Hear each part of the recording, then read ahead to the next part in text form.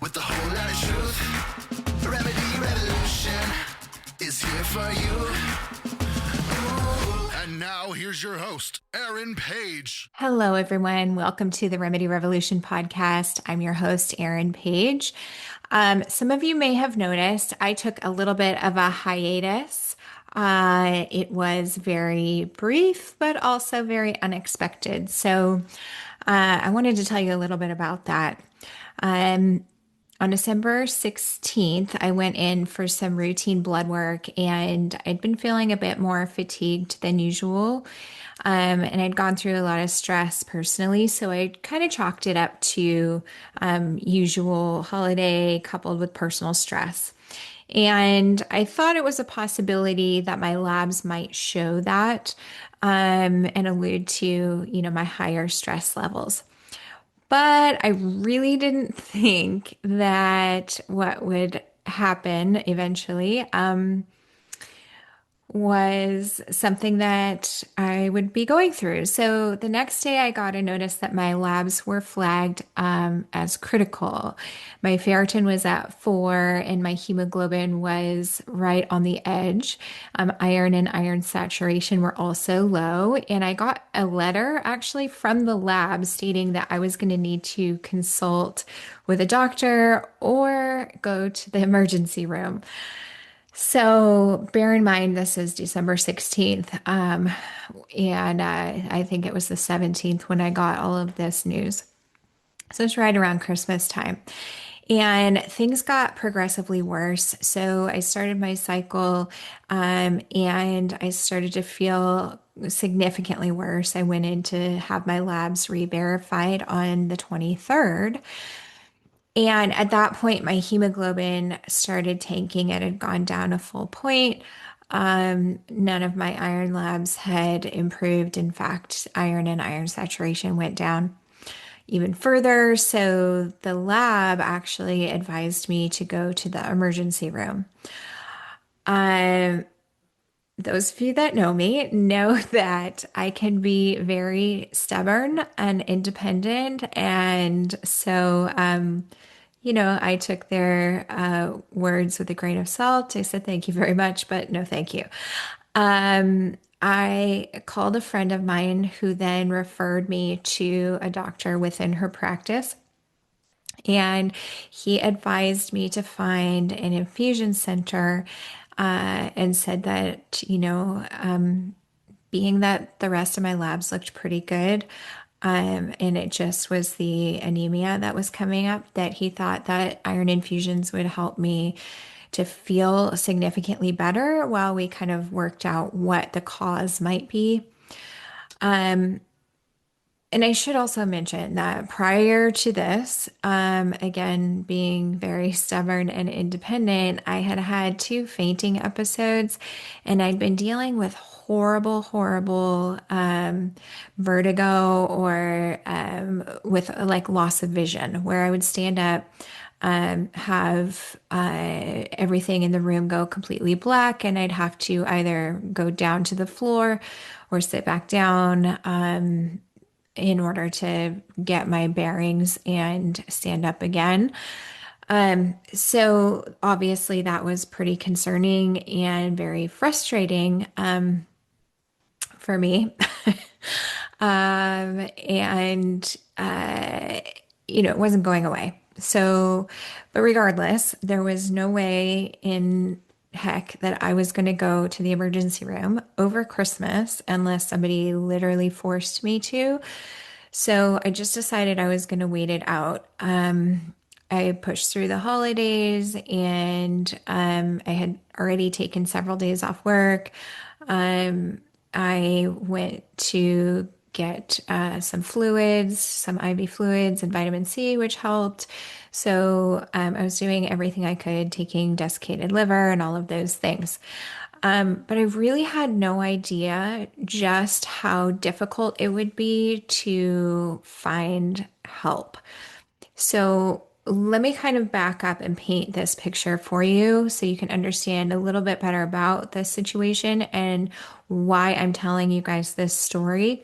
So I was using a primary care physician that I really loved. But he has a boutique style practice. And in the fall, he had decided to restructure his fees, which honestly it's completely warranted. But unfortunately, it priced me out of the market because it also coincided with my son turning 18.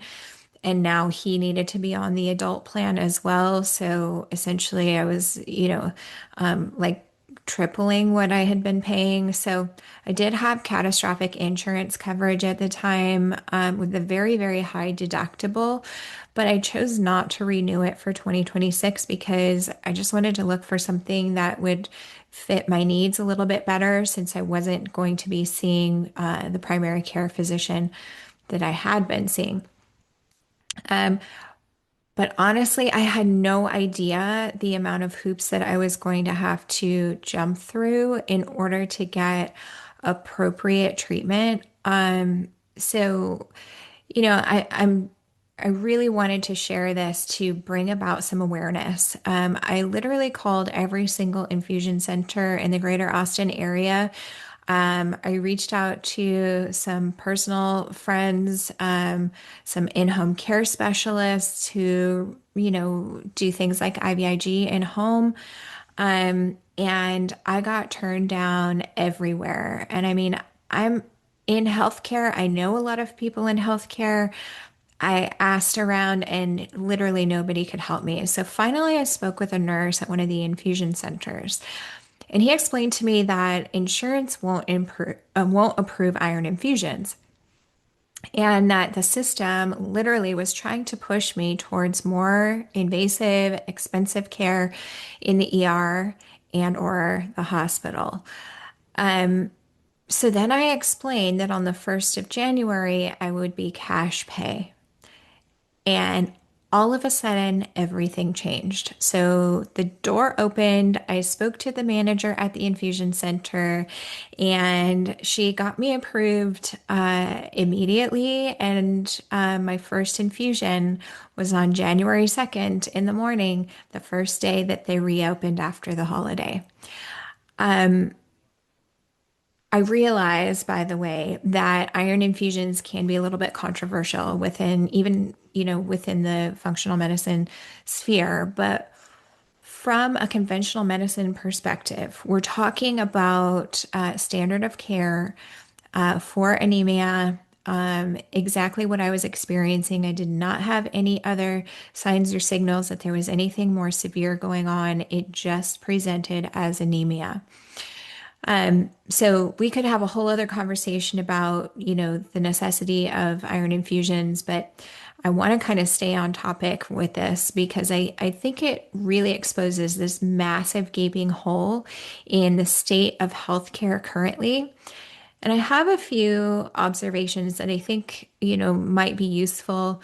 But I'm always open to hear your opinions and your experiences. So please, if you're on any of my social media, or even if you just want to comment on the podcast below, please tell me your experiences. I really would like to know because I think it shows where these roadblocks are and how the system itself is designed in ways that slow down care and make costs much higher and push people towards more expensive, riskier options like the ER or, hospital stays.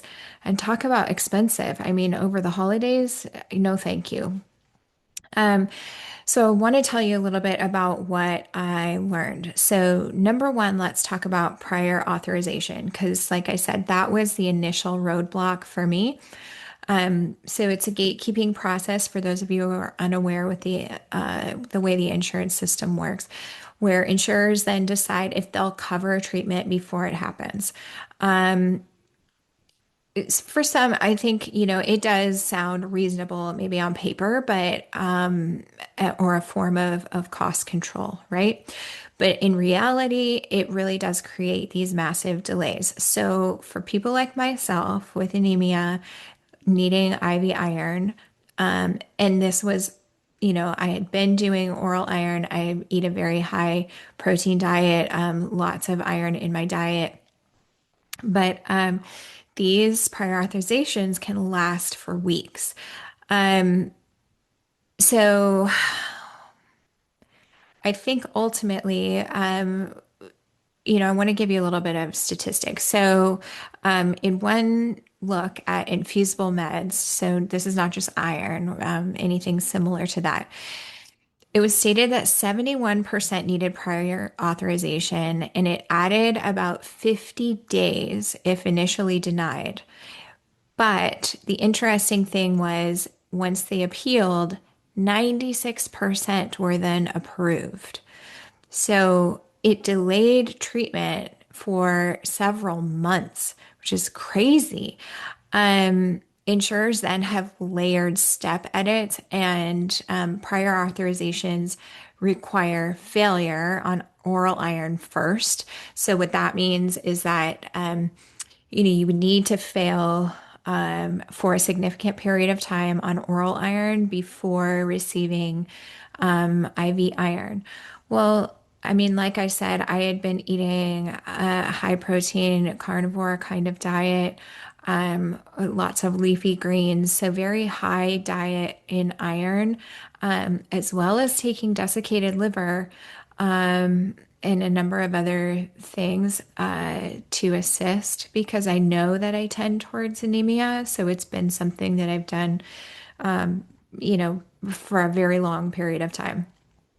Um, so I would have needed to fail their protocol for IV or oral iron in order to get to that point. However, we're talking, like I said, I'm passing out and having these vertigo episodes where I can't even stand on my own 2 feet without, blacking out, if you will, and not being able to see. So, you know, living like that for an extended period of time would have been what the insurance would have preferred me to do, which then creates much higher risk, right? I could have fallen and hit my head or something like that. So it really could lead to a lot of complications that then require further treatment, and they could have been avoided altogether. So, why do insurers do prior authorizations? Well, according to them, they say it's to manage costs and ensure appropriate use, but a lot of times this is going to backfire because you get patients who are sicker, they have more ER visits, more hospitalizations, and that costs them way more overall. And not only that, but then there's an administrative burden as well with the insurers as well as with the physicians. So, physicians' offices have to spend a lot of hours per week on prior authorizations. And then we're talking about racking up billions and billions of dollars, within the GDP, without clearly saving any money long term. So, the other point is that often these prior authorization denials are doled out by sort of overzealous administrators and not doctors. So they aren't people that are, trained, nor are they familiar with the patient or the case that they're dealing with. So, the thing that I really was having trouble wrapping my head around this was that it seemed counterintuitive, right? Because this push towards more costly treatment and intervention in the ER or the hospital would likely end up in higher costs for the insurance company, right? Outpatient infusions in independent centers are often far cheaper and safer. And there's lower infection risk, no overnight stays, for example, and, just overall quicker recovery. But hospitals get paid more for the same drugs and services in their outpatient departments, and sometimes double or triple what a doctor's office or a freestanding facility like the one I went to, the infusion center, gets. So there's facility fees, higher negotiated rates, and then programs that let hospitals buy drugs cheap and then mark them up for consumers, particularly those who are insured. Insurers then play along because their contracts favor these hospital networks and they're steering to ERs and inpatient because they mean higher reimbursements, which are classified as acutes. Now, why this makes a difference is because this helps satisfy insurance companies' necessary payout rates. And due to the higher fees, they're able to charge obviously much higher rates. And this is where it gets tricky. For someone in my position, they would have had to reimburse very little because, like I said earlier, I had a very high deductible, catastrophic kind of coverage plan. So if they had admitted me from the ER, this would have been very profitable. The hospital, for example, would have charged me significantly more than what I paid in the infusion center, which would have been covered. I'm using air quotes for those of you listening, but it would have gone to my deductible. So this makes my out-of-pocket costs much, much higher for far more invasive, unnecessary, and very inconvenient care. Because more than likely, they would have run a whole battery of tests that I didn't necessarily need. So, just to give you some numbers, all in all, I paid $3,000 cash for labs, doctor's visits, and infusions, roughly. But I still had to beg for the care that my doctor had already prescribed. So, it's not accidental. This is how the system is currently incentivized. And to be honest, like I'm not really anyone of significance in this realm. Like I don't know that I could make a massive difference in this space of insurance and the hospital-based kinds of symptoms because for decades I've opted out of the conventional medicine machine, right? But I also recognize that there are times when more emergent care is necessary, and I would appreciate having access to it when those situations arise, especially when I do have insurance, right? It's to ensure that I am able to get that care when I actually need it. So, that being said, I have a few ideas that could potentially address some of the systematic changes to transform our healthcare system while maintaining still a more capitalistic and not a socialistic kind of approach. So, these ideas are by no means new. And I hope that, by me telling my story, I can help reframe the bigger picture and how we can start to make meaningful change. The corruption really does run so deep, and there's all of these incestuous relationships. But firstly, something interesting that I don't know that a lot of people realize, we don't have very many independent practitioners anymore. So we have these hospital-based systems which force doctors to abide by standards of care that are set forth by that particular system. And it really does hurt individualized care and makes it honestly a near impossibility, separates doctors from their patients, and it really does favor protocols over true individualistic patient care. But medical school is costly, and hospital-based physicians are guaranteed incomes, right? Without overhead. And that makes this decision, to work in a hospital or corporatized system so much more appealing, right? Because doctors are not also, for example, skilled business people. They may not have experience or knowledge in setting up a successful independent practice.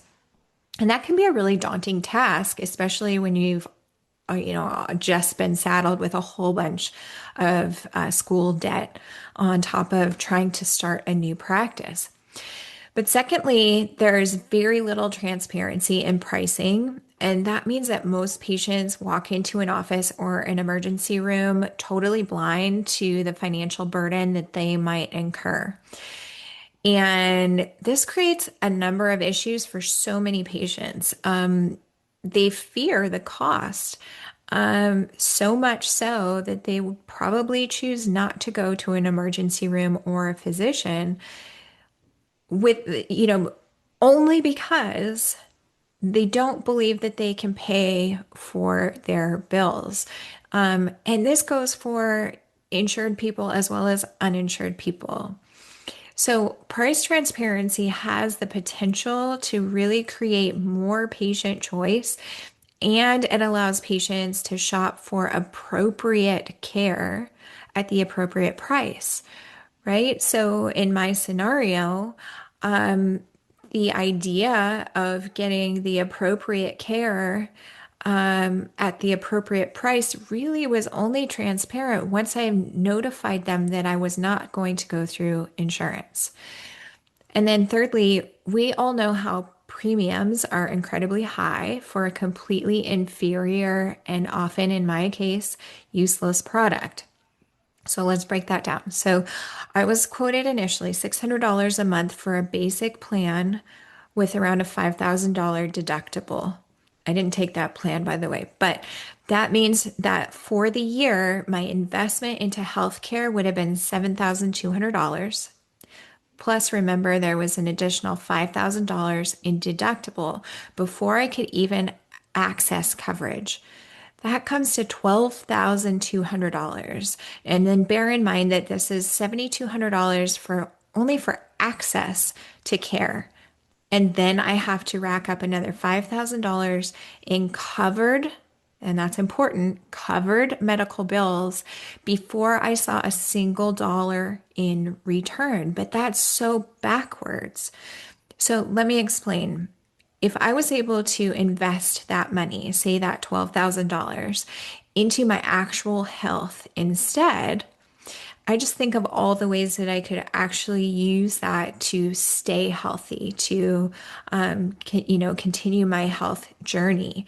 And this is where health savings accounts come in. However, HSAs have to be tied to an active insurance program. So that means you're still paying a premium to access, get this, your own money because you're the one adding to your HSA. So if HSAs were then decoupled from insurance, then we might truly be able to afford the things that keep us healthy instead of only protecting ourselves in case of emergencies. So I hope you're understanding the difference between, what we can actually utilize our spending money on. Because I really feel that this could be a massive step in reforming our healthcare system. So things like gym memberships or massage therapy or acupuncture, even things like buying a sauna for your home or protein powders or vitamins, things that you might already be spending on that you could be utilizing your HSA dollars on, would allow you to financially access those instead of having to couple this with your insurance program in order to access it. And I think that's a huge distinction because it does make a massive difference. Especially, there are, for example, many corporations will do a matching program where if you invest in your HSA, your corporation, your employer will actually match that investment into your HSA as well. But again, how are you accessing those dollars? Well, you have to access them through your healthcare. So it has to be, again, approved through prior authorization in some cases, in order to be able to utilize those HSA dollars towards true health care. All right, so what now? So we obviously need reform. And I know that some of you have had prior experiences with this whole prior authorization delays, or in my case, like a nudge towards ER or hospitalization when maybe outpatient would be more appropriate. I know that many of you pay, truly insane cash prices. So here's my call to you. I would love it if you would share it. So comment on the podcast, tag me at Remedy Rev on X or at Remedy Revolution Podcast on Instagram, because I feel like the more we share these stories, the more we talk about them, the harder it becomes to ignore that we do have a very broken healthcare system that really is in need of a revolution. So, my story is just one example, but honestly, the system is the true issue. I would love to hear your ideas, please, on how we can fix this, and your participation in general really does help this podcast grow. I'm so thankful. I've been doing this for 3 years now. I am so thankful for all of you who listen, some of you religiously. You guys are my heroes. Thank you so much for allowing me the space and this platform to be able to communicate with you the things that interest me personally, the things that really get me fired up and make me feel like I want to make meaningful change within my community and obviously my country and the world at large. Thank you again for listening. Please engage. I'd love to hear your thoughts, and we will see you next time. Take care.